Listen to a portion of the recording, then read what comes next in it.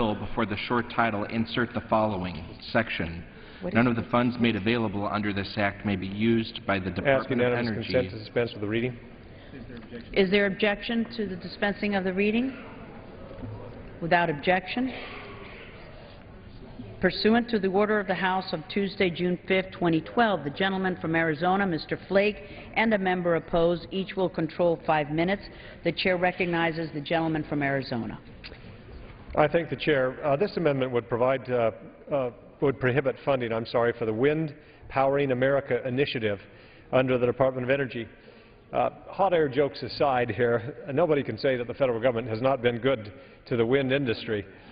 Turbines made for popular earmarks in Congress's past, and wind technology research and development receives tens of millions of federal dollars annually. Developers continue to reap billions of dollars from a 2-decade-old production tax credit that will hopefully be allowed to expire this year. But as much as I disagree with my colleagues who would have us continue to prop up an industry that even Secretary Chu of the Energy Department describes as mature, that's not what this amendment is about. This amendment is about putting an end to Wind Powering America, an initiative that it just picks winners and losers and operates in the rarefied air of a federal program that is actively advocating on behalf of a particular industry. Had you happened across an Associated Press article announcing WPA's creation 13 years ago, you would have mistaken it for a trade organization. The Energy Department described WPA as an initiative aimed at building national awareness of wind's benefits, increasing customer demand, overcoming institutional biases, and even advocating on behalf of the wind production tax credit. These goals have evolved into egregious examples of unnecessary waste, like a podcast titled, "When Wind Developed Doesn't Match Up to Potential, Look at Policy," or with episodes like Careers in Wind Energy. WPA goes around to the nation's K-12 schools to promote wind energy workforce development and pushes its Wind for Schools project to implement wind energy curricula. While it's hard to understand why taxpayer monies are funding WPA, it's downright impossible to find out how they are funding WPA. The last time WPA was mentioned in an appropriation bill was in 2003 in a conference report approving level funding at $3.1 million. In fact, we couldn't find funding figures more recent than 2008 when an Energy Department budget request confirmed it to be $5.5 million. After that, WPA falls into the bureaucratic abyss. This amendment would not only put an end to this federalized wind advocacy program, it would end the practice of blindly funding it. This amendment is anything but tilting at windmills. Congress ought to make a point to not oversee how much we spend, but how we spend it. We can do just that by eliminating the Wind Powering America project, and I urge support for the amendment and reserve the balance of my time. The gentleman reserves the balance of his time. The gentleman from Washington, seek recognition.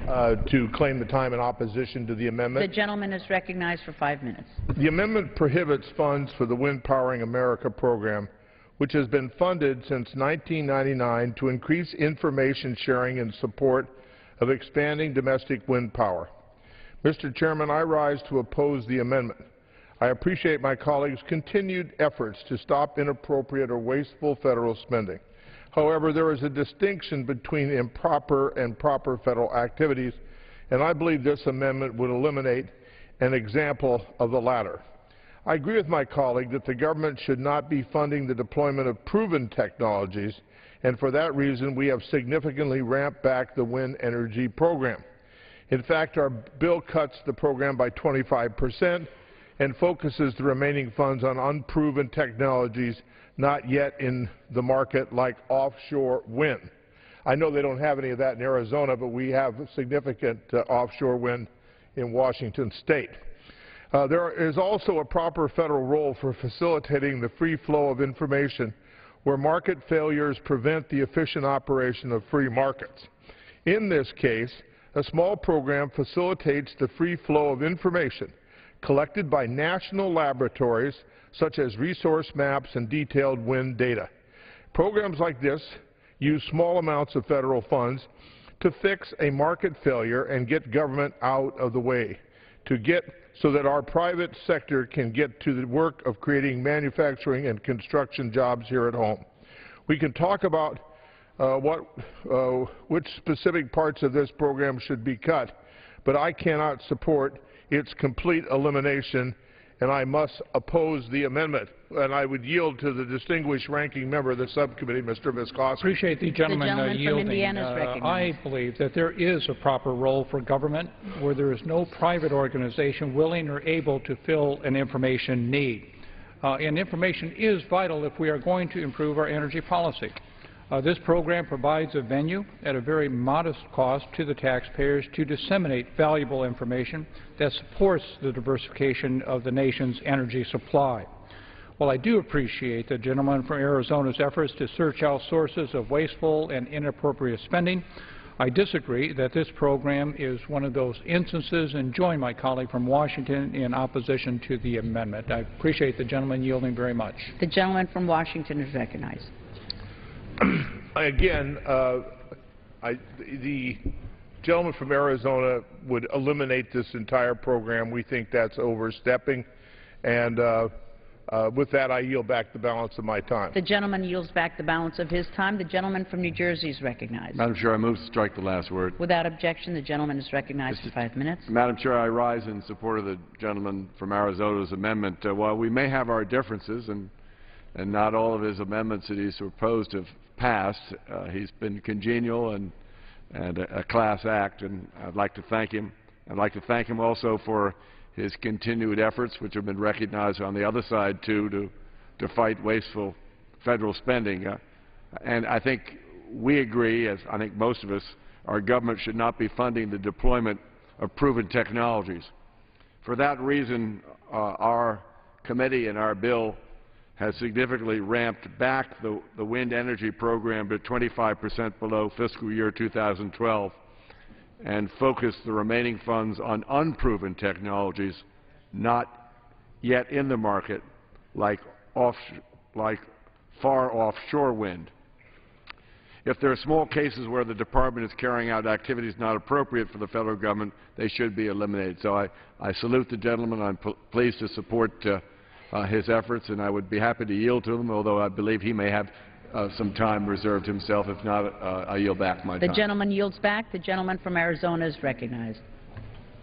I rise to thank the gentleman and express a lot of shock here. But no, I appreciate the fine work the gentleman does on this legislation. And again, what this program is advocacy for a proven technology.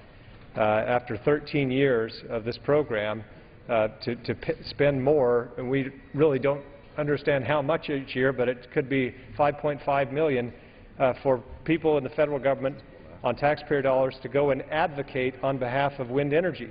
All of us receive visits frequently from people in the wind industry who have proven technology, who are out there already deploying it.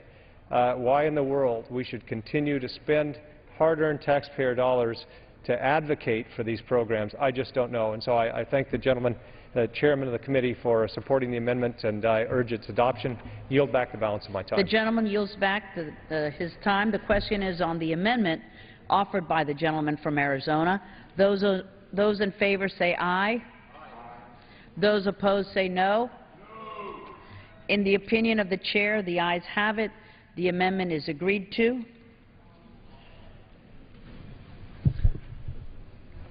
Purpose does the gentleman from New Jersey seek recognition? I move to strike.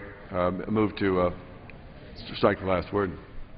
The gentleman is recognized for 5 minutes. I suspect, Madam Chair, that my ranking member, Mr. Zagorski, and I are going to use this opportunity to thank a whole host of people that have allowed us to bring this bill to the floor, and we hope to a very successful conclusion. First of all, to Chairman Rogers from Kentucky, and his working partner, Congressman Norm Dix.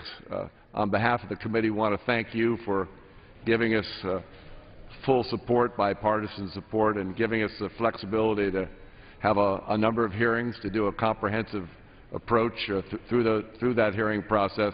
and your insistence, both of you, on what we call regular order, the ability of the Appropriations Committee to work in a bipartisan way. I shouldn't comment on the House in general, but in terms of our committee, there's been a good bipartisan working relationship. So you've laid the foundation for Mr. Visclosky and me to sort of proceed in regular order, and we're grateful. I'd also like to thank the members for their cooperation in terms of amendments. I think we started maybe last year with 140 amendments. A lot of amendments were drawn into a unanimous consent situation, so we've been able to reduce the amendments, and members have come to the floor, spoke on an expeditious basis, and I think performed admirably, and I think they've made our bill better and more comprehensive. I'd also like to thank those who are on the floor, particularly our committee staffs, Rob Blair, our clerk who's to my left, Joe Levin, Lorraine Heckenberg, Angie Giancarlo, Perry Yates, and Trevor Higgins. On the minority side, I'd like to thank Tanya Burkham. I'd also like to thank my personal staff, Nancy Fox and Katie Hazlett, and Mr. Visclosky's personal staff, Joe DeVoe. And of course, Madam Chair, there are a whole host of people who make the floor work on the appropriations side. Some of them would not like to be publicly recognized, but let me say, in our heart, we hold them dear because we're able to get our bill to the floor, make sure that our amendments all meet the letter of the law and the Constitution, the parliamentarian having vetted all those amendments. So we're highly appreciative of that, and I certainly would be happy to yield to my ranking if he cares to. I'm sure he would make some remarks. Appreciate the gentleman yielding very much, and I think the only other thank you I would add, and I would very sincerely join the chair in all of the recognitions that he has enumerated, is the chair herself, as well as all of those others who have served us over the last 4 days and done a very expeditious job. I cannot thank the chairman enough for all he has done for us and for this country, and for being the consummate gentleman. It is a privilege and a delight to work with you, as well as the other members of the subcommittee. I would point out that while we agree very substantively on this bill, there are degrees of differences. We did not, in the intervening last 4 days, agree on every amendment. But we had reasoned and thoughtful debate. We had votes, and decisions were made. It is a profound privilege that people like Chairman Frelinghuysen, Mr. Dix, and I have serving this country in this Congress. I am an institutionalist, and this is a perfect example of how this institution should work, to meet collectively, to resolve our differences, and to work as hard as we can to hopefully in fiscal year 2013 leave this country a little bit better. And again, thank all of the people, and particularly the staff and the chair, for all their good work, and I appreciate the chairman for yielding. Taking back my time, I want to also note this is the last energy and water bill that Mr. Dix will be participating in, and I say on behalf of our committee that we've always know that you're fully engaged in every subcommittee where you are so prominent, and we want to thank you for that. And let me say, too, that we're pleased we've built in our bill some common ground for energy policy across our nation. Most importantly, as I said in my remarks, the national security segment, what we need to do to make sure that our nuclear stockpile is reliable, that we proceed with cleanups, things that we do relative to naval reactors and the next generation of nuclear ballistic submarines, and the comprehensive energy policy that's directed not only towards research into the future, but trying to minimize rising gas prices, which have affected every American pocketbook. And lastly, we've done it with a lot less money. We're actually, in some cases, close to the 2008 level, somewhere between 2008 and 2009. And while some people may like to damn us, we've done our best to cut spending and reflect the real economy out there.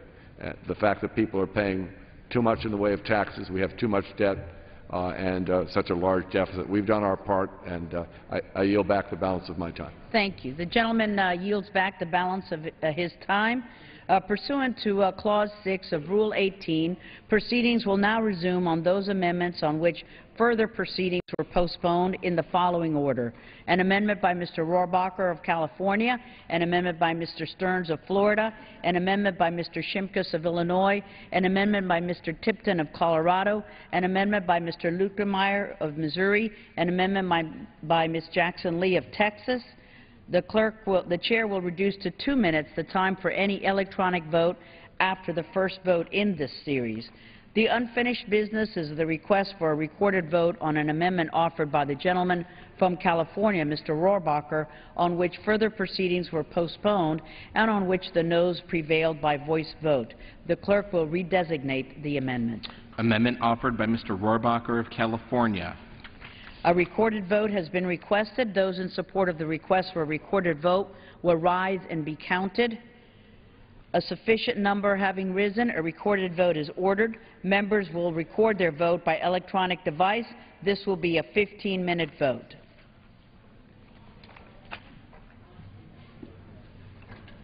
Good job.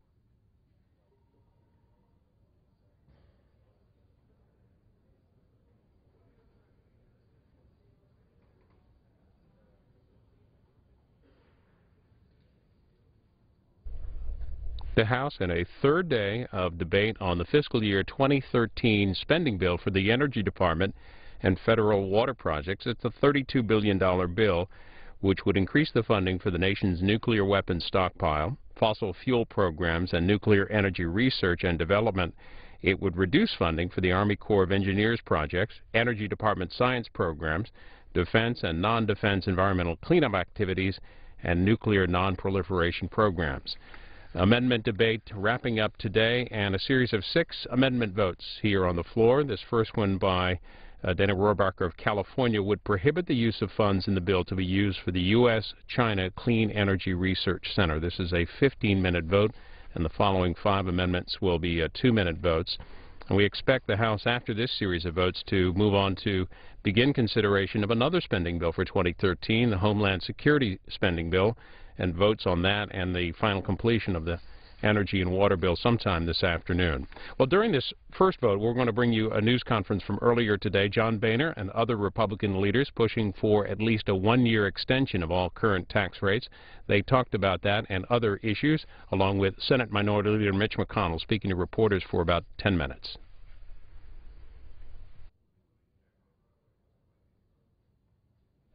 Morning, everyone. You know, last week's jobs report was certainly bad news for the American people, and once again shows that the President's economic policies have failed. As a result, it's really important that we provide some certainty to job creators in our country, and extending all of the current tax rates for at least a year is really important if we're going to help job creators gain a little more confidence and put Americans back to work. Even Bill Clinton came out for it before he was against it. And then, you know, Larry Summers, the President's former economic advisor, this morning came out in favor of this. We believe it's time to extend all of the current tax rates because it really will provide certainty for American job creators. Senator McConnell. Thank you, John. Let me just add, I was in the middle of the negotiation in December of 2010 with the Vice President over extending the current tax rates for 2 years. The argument the President made in agreeing to do that 2 years ago was that the economy needed it. The growth rate now is actually slower than it was in December of 2010. As the Speaker indicated, coupling that with Bill Clinton's remarks and then Larry Summers' remarks, it's pretty obvious that the economy needs the certainty of the extension of the current tax rates for at least a year. That would also give us the time to begin to grapple with something we all agree we need to do on a bipartisan basis, which is to reform the whole tax code. That hadn't been done in a quarter of a century, and I think Republicans and Democrats agree that we need to do that once again. Good morning. You know, as the leader and speaker just said, I think even folks on the other side of the aisle and part of the President's team, if you will, are now actually coming to the realization we got to do everything we can to start growing this economy. It is about economic growth and job creation. That's what the small businesses are telling us.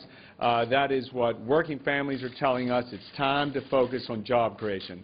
The biggest impediment to that is the small businesses of America feeling that it's very difficult right now to predict where they should move, how they should allocate their capital because of the unknown in the tax rates. And that's why all of us are saying, let's say it to the American people once and for all. We're not going to allow tax rates to go up on anybody. We're going to go and pursue tax reform, as the leader just said, because all sides agree we've got to do something to make our code simpler and fairer. One of the bills on the floor this week is the repeal of the medical device tax. And this was one of 18 new taxes that was included in the health care bill. I'm really excited that this legislation is coming forward because when you look at the medical device industry, it has been one of the most dynamic industries in America. It's really an American success story that over the last 40 and 50 years, these medical device companies have been coming up with life-saving equipment, great technologies. A few months ago, I held a forum with CEOs from the medical device industry. We called it Jobs and Innovation. And one CEO summed it up this way. He said, if you wanted to kill an industry, you're doing everything right. You know, that is the wrong message that we should be sending to our job creators. We want this kind of innovation in America. We want these kind of jobs. This is a dynamic industry. The tax would be devastating on it. And we're going to be moving forward this week with repealing this medical device tax and keeping these jobs in America. Another takeaway from the roundtable was that it takes 4 years longer on average to get anything approved in America versus what is required in Europe. Again, the regulations and the tax burden are making it harder on our job creators. Let's change that and head in a direction that will keep America competitive. It's not often in Washington that you get a bipartisan view. But if you listen to former President Clinton, you listen to Summers, you listen to our Speaker, and you listen to our leader, which I would like to say happy birthday to Mr. Cantor. But they're saying the same thing as the small businesses are across America. Being a former small business owner, you know the number one thing you look at is certainty. The certainty of the idea of a tax code system of what you're going to do for next year. The other bipartisan view we have across America is our job growth stinks. We need to create jobs. Do you realize there's more cash on hand in America than there has been in the last 50 years? But the number one reason you cannot make that investment is the uncertainty. The uncertainty to the tax code and the uncertainty to the health care law. Well, you know what? Both of those could be changed this month. That's why we're asking for the extension so jobs can be created in America and America can get back to work. Well, on Friday, the American people received even more bad news with the unemployment report. The real news is that 3.5 years into his administration, the president's policies, regrettably, are still failing the American people. It's all about the threat of serial trillion-dollar deficits. It's about the fact that this administration has put more regulations on the book than in any time in America's history. Part of it is the rhetoric that vilifies success, attacks the free enterprise system, and part of it is the threat of the single largest tax increase in America's history, much of which will fall upon small business. Now, obviously, President Bill Clinton gets it.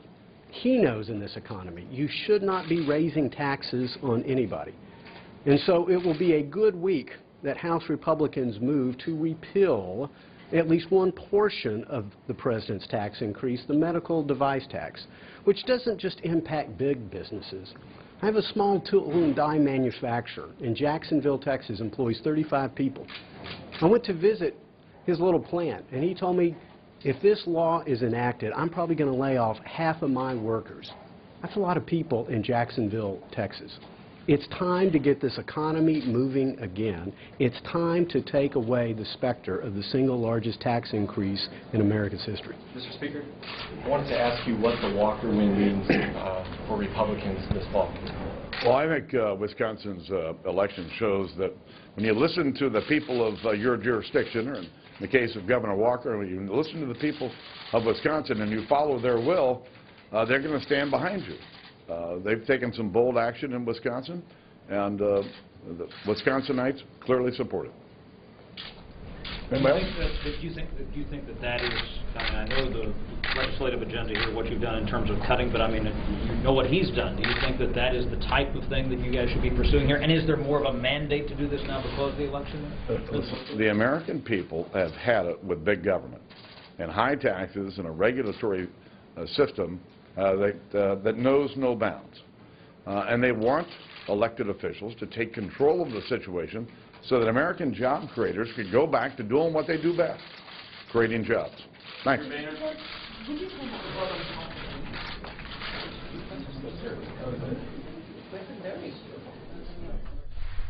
Speaker Boehner and Republican leaders from earlier today, House Minority Leader Nancy Pelosi has written to the Speaker asking him to cancel next week's scheduled recess. Quote, in her letter, she says, quote, instead of recessing yet again, the House should remain at work and pass critical legislation that will create jobs for the middle class and will actually be signed into law. That from Nancy Pelosi and her letter to Speaker Boehner this afternoon. The House is in a series of 6 amendment votes. This is the first vote. It's a 15-minute vote on an amendment by Dana Rohrabacher of California to the Energy and Water Spending Bill for fiscal year 2013. The House has been working its way through this bill for the last couple of days. And yesterday we talked to a Capitol Hill reporter for an overall view about this bill.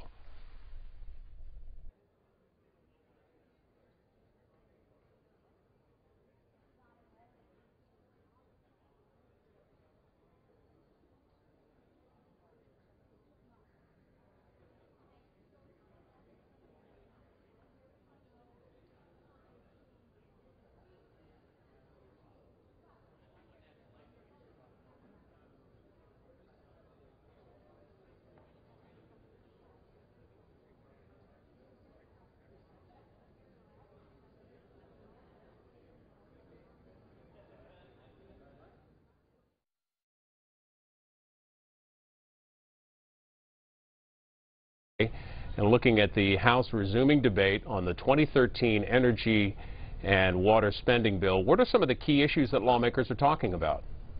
Well, this bill would fund the Department of Energy, the Interior Department's Bureau of Reclamation, and some independent agencies like the Nuclear Regulatory Commission. Some of the key issues on the bill that are controversial is the fact that it would cut funding for the Energy Department's renewable energy programs and increase funding for their fossil fuel programs, which is opposed by the Obama administration and Democratic lawmakers. In addition, the bill has several policy riders, including ones that would continue funding for Yucca Mountain's licensing application process, which is also opposed by the Obama administration and Senate Majority Leader Harry Reid.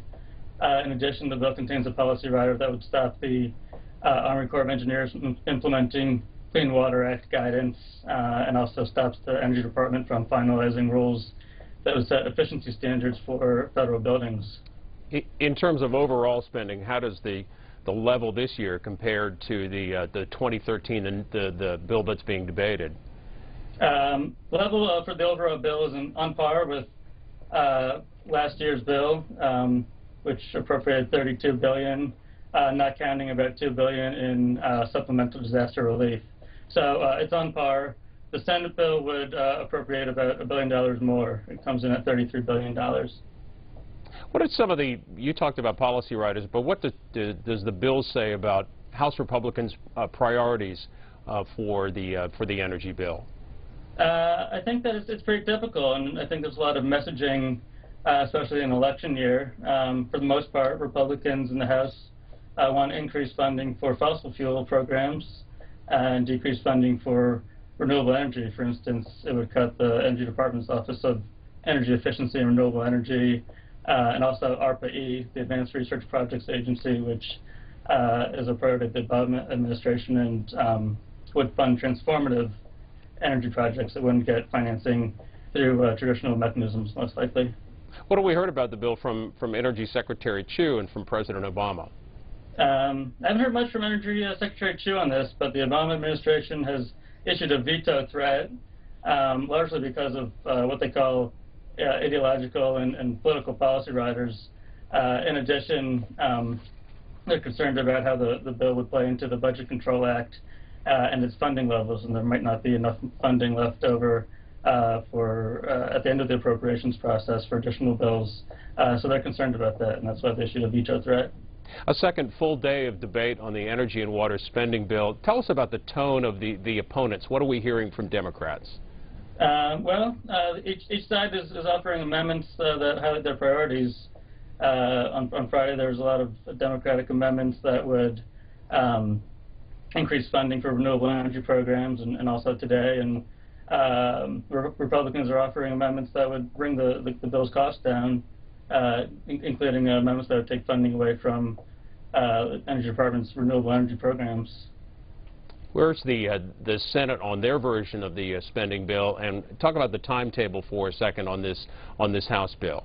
Sure. The Senate passed their bill out of the Appropriations Committee in April, and it was a 28-to-1 vote, so there was a lot of bipartisan support for it. It's about $1 billion more. Senator Feinstein, who's the chair of the subcommittee that has jurisdiction over the legislation, has said that she wants the bill to move by the August recess. But that's largely up to leaders in the Senate, and they haven't said yet what's going to happen. So it might come up later this summer, or it might be wrapped up into a CR. It's just not known yet. Ari Notter with Bloomberg BNA talking about the 2013 energy and water spending bill in the House. Thanks for the update. Thanks for having me. That conversation with Ari Notter from yesterday. The House today in a third day and likely final day of debate on the energy and water spending bill, $32 billion for fiscal year 2013. Last week they passed the Military Construction Veterans Affairs bill. Today energy and water will wrap up. They'll begin debate on the Homeland Security bill this afternoon as well. Jonathan Weisman in the New York Times, looking at overall work by the House Appropriations Committee, writes that quietly the House Appropriations Committee is working hard to undo much of the president's first-term ambitions, or at least provoke a showdown with the White House ahead of the fall election. He writes the House's spending bill still must be reconciled with Senate measures that will be considerably more administration-friendly. That from Jonathan Weisman of the New York Times today. This is a series of 6 amendment votes on the energy and water bill. The first one here, a 15-minute vote, an amendment that would prohibit the use of funds in the bill for use in the U.S.-China Clean Energy Research Center. 5 more amendment votes will follow. There'll be 2-minute votes, and what we expect to happen after that, the House will move on to general debate on the Homeland Security spending bill and later finish up work that would be a final passage vote on this energy and water bill.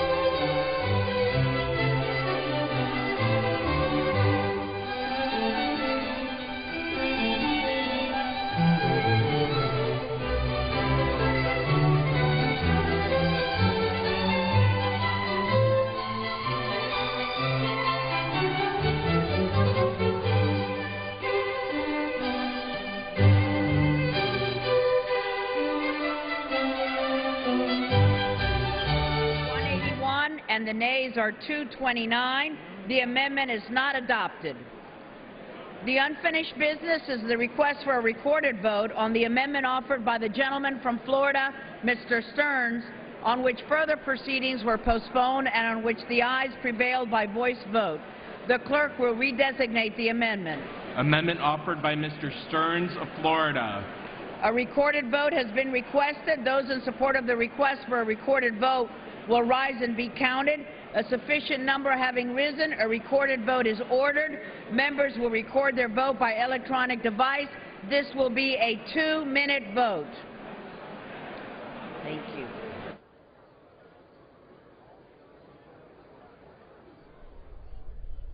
An amendment vote to the 2013 Energy and Water Spending Bill. This is Cliff Stearns' amendment, which would prohibit use of the funds to be used by the Department of Energy to subordinate any loan obligation. As you heard, it's a 2-minute vote, and the remaining 4 amendment votes will also be 2-minute votes. We expect the House to move on after this to begin debate on the 2013 Homeland Security Spending Bill. Meanwhile, today in the Senate, they have started some initial debate on the 10-year, $969 billion farm bill. They are looking forward to a Thursday vote, a cloture vote, on whether to move forward with that legislation. Congressional Quarterly writes that at least 2 factions are expressing concern with that underlying bill.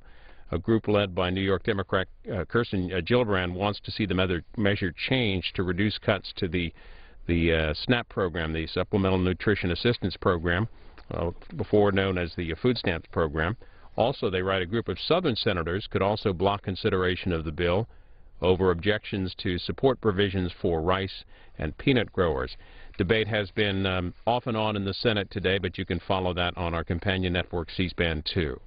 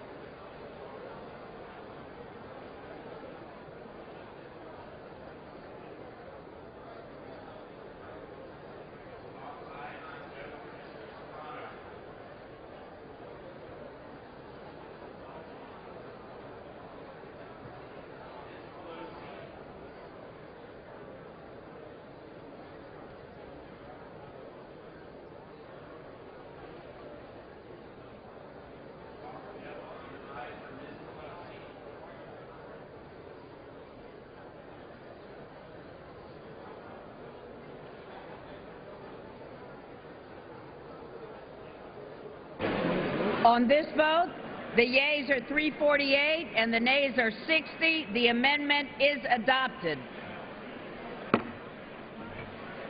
The unfinished business is the request for a recorded vote on the amendment offered by the gentleman from Illinois, Mr. Shimkus, on which further proceedings were postponed and on which the ayes prevailed by voice vote. The clerk will redesignate the amendment. Amendment offered by Mr. Shimkus of Illinois.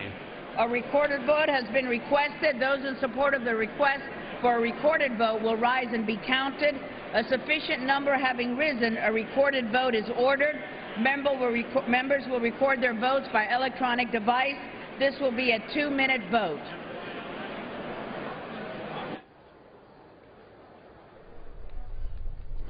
In a number of special order speeches over the past 4, 5, 6 months or so, John Shimkus has come to the floor to call for the opening up of the Yucca Mountain Nuclear Waste Repository. Well, here's where that policy issue comes into play in a spending bill, the Energy and Water Spending Bill. And John Shimkus's amendment would reduce by $10 million the Department of Energy's salary and expense account, and would take that money and increase the Nuclear Regulatory Commission's salaries and expenses, so by the same amount, to support the review of Yucca Mountain and the nuclear repository there. 2-minute vote.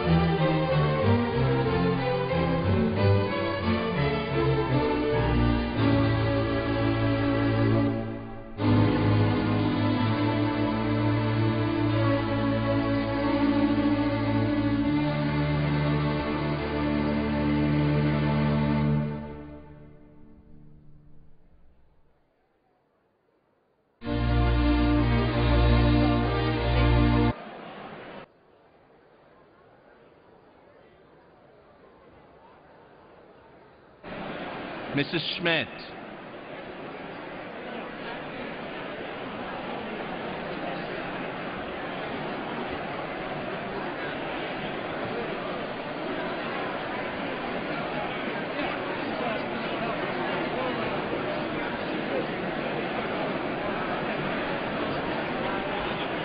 Off no on aye for Mrs. Schmidt.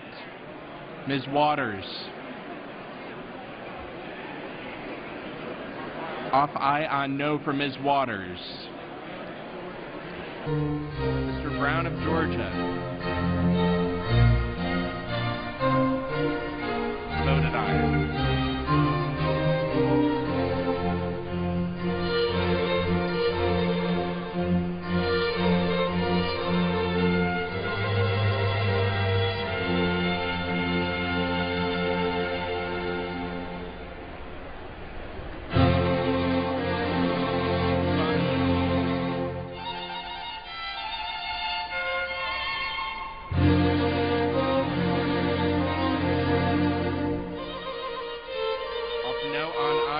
Bonamici.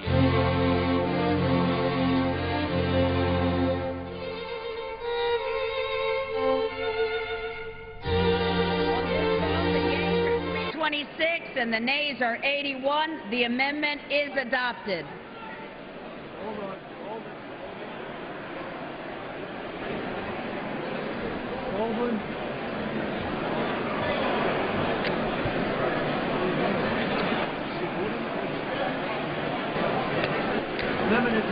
The amendment is adopted. The unfinished business is the request for a recorded vote on the amendment offered by the gentleman from Colorado, Mr. Tipton, on which further proceedings were postponed and on which the ayes prevailed by voice vote.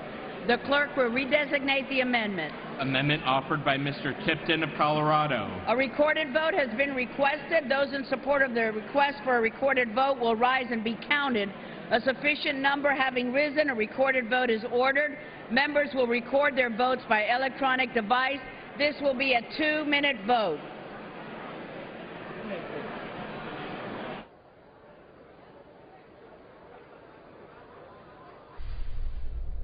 The underlying legislation is the $32 billion spending bill, 2013 spending bill, for the Energy Department and federal water programs. Scott Tipton of Colorado, Republican, would have has an amendment that voted on here, which would prohibit agencies in this bill from conducting surveys in which money is included or provided for the benefit of the survey responder. It's a 2-minute vote. There are 2 more 2-minute votes to follow that. The House Ethics Committee announced this afternoon that Representative Maxine Waters of California her rights were not violated in its investigation of her case, and its case will proceed. Jordy Yeager of The Hill writes that in a letter to Representative Waters, the committee wrote to inform the lawmaker that it had considered the 12 allegations of misconduct her lawyer had presented against the panel and found that none of them was in violation of the House or committee rules.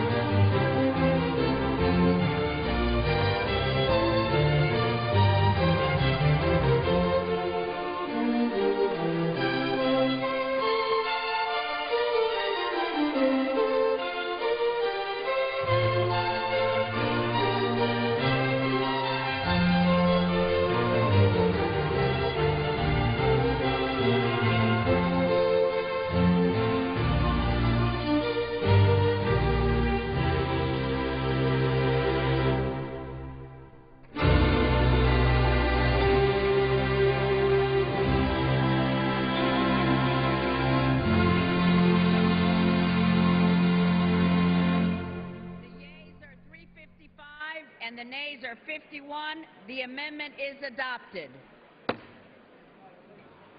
The unfinished business is the request for a recorded vote on the amendment offered by the gentleman from Missouri, Mr. Luetkemeyer, on which further proceedings were postponed and on which the ayes prevailed by voice vote. The clerk will redesignate the amendment. Second amendment offered by Mr. Luetkemeyer of Missouri. A recorded vote has been requested. Those in support of a request for a recorded vote will rise and be counted. A sufficient number having risen, a recorded vote is ordered. Members will record their vote by electronic device. This will be a 2-minute vote.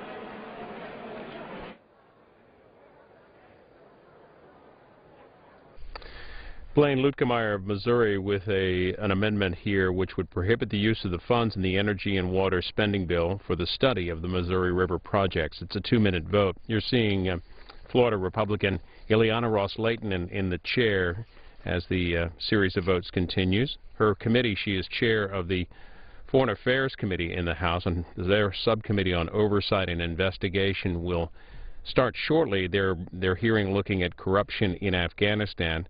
And they will hear from a number of people, including the director of the Government Accountability Office, Acquisition and Sourcing Management Issues Director.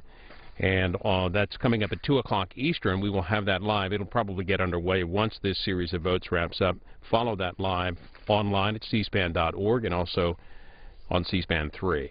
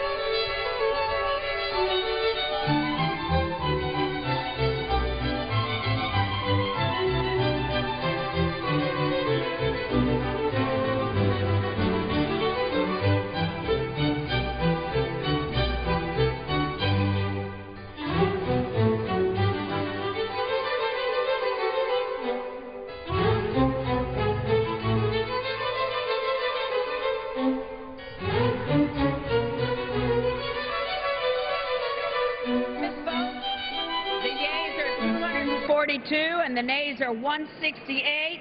The amendment is adopted. The unfinished business is the request for a recorded vote on the amendment offered by the gentlewoman from Texas, Ms. Jackson Lee, on which further proceedings were postponed and on which the noes prevailed by voice vote. The clerk will redesignate the amendment. Fourth amendment offered by Ms. Jackson Lee of Texas. A recorded vote has been requested. Those in support of the request for a recorded vote